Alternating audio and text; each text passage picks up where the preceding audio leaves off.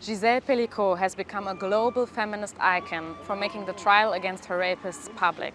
But most rape survivors here in France don't actually press charges against their attackers. Part of the reason is that current legislation makes it difficult for them to prove that they were raped. France's criminal code defines rape as sexual acts committed by violence, threat, coercion, or surprise. The notion of consent is not part of this definition.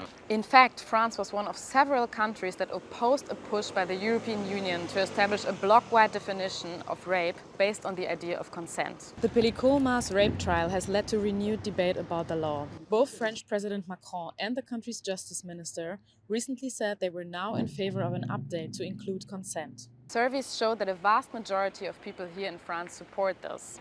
But some activists that I spoke to here on the sidelines of the trial in Avignon disagree. Nous ne sommes pas très clairs dessus, parce que c'est une idée, une notion qui est ambiguë, qui risque de faire reposer le consentement sur la victime et non pas sur le violeur. Le viol, ici dans l'affaire Pelicot, il est patent. Il n'y a pas de question de consentement. Elle dormait.